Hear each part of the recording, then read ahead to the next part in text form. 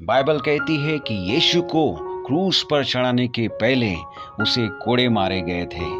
और जो कोड़े यीशु मसीह को मारे गए थे वो कोड़े साधारण नहीं थे। बहुत बार ऐसा लगता है कि वो जो कोड़े उसको मारने के लिए इस्तेमाल किए गए थे वो साधारण से होंगे, रस्सी के बने होंगे, लेकिन नहीं।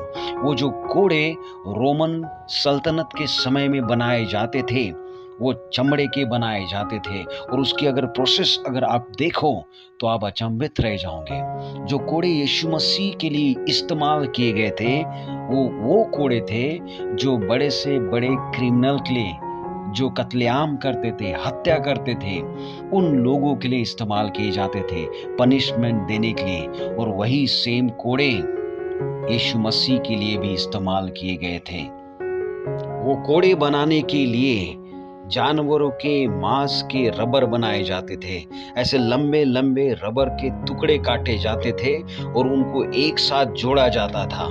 एक साथ जोड़ने के बाद में उनके बीचों बीच जो मरे हुए भेड़ होते थे उनके नोकीली हड्डियों का इस्तेमाल करते थे।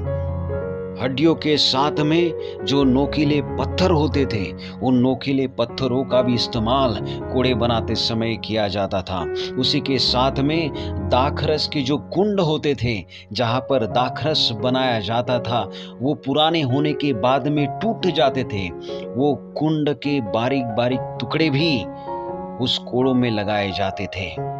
और इसके पश्चात उनका जी नहीं मानता था तो वो नोकीले कीले भी उन कोड़ों के साथ में जोड़ देते थे, ताकि एक बार में भी अगर बड़े से बड़े जानवर को भी वो कोड़ा मारा जाए तो उनकी चमड़ी उधेड़ के रख देते थे।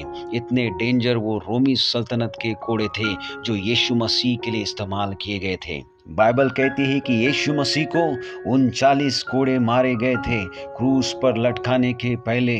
और जब मैंने सुना कि उन कोड़ों में मेमने के हड्डियों के टुकड़े लगाए गए थे तो मुझे याद आया कि यीशु जिन मेमनों से प्रेम करता था, जिन्हें गोदी में उठाता था, हो सकता है कि शायद उन्हीं के टुकड़े, मरे हुए मेमने के टुकड़े उसमें लटकाए गए होंगे, कोड़ों में जड़ दिए गए होंगे।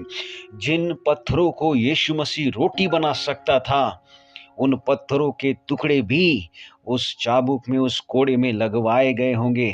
और जिस काना नगर में यीशु मसीह ने चमत्कार किया, पानी का दाखरस बनाया, उस रसकुंडों के टुकड़े भी उस कोड़ों में जड़े होंगे।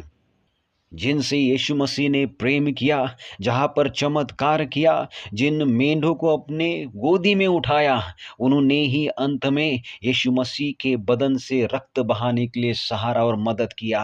लेकिन यीशु फिर भी उन आंसू भरे नयनों से आपकी और मेरे लिए देखता था और कहता था कि मैं तेरे लिए, हाँ तेरे लिए सब कुछ सह सकता हूँ।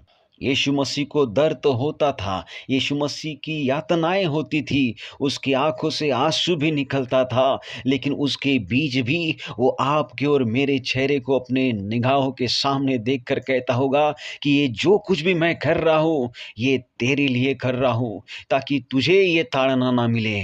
और यीशु मसीह ने ये सब कुछ सह लिया क्योंकि उसने पिता से जो वादा किया था कि मैं अपने लोगों से प्रेम करूंगा, मोहब्बत करूंगा, उसने मरते दम तक वो प्रॉमिस निभाया और करके दिखाया कि पिता, मैं तेरे समान तेरे लोगों से और अपने लोगों से प्रेम करता हूँ। ये सब कुछ यीशु ने इसलिए किया क्योंकि वो आपसे और मुझसे मोहब्बत करता है।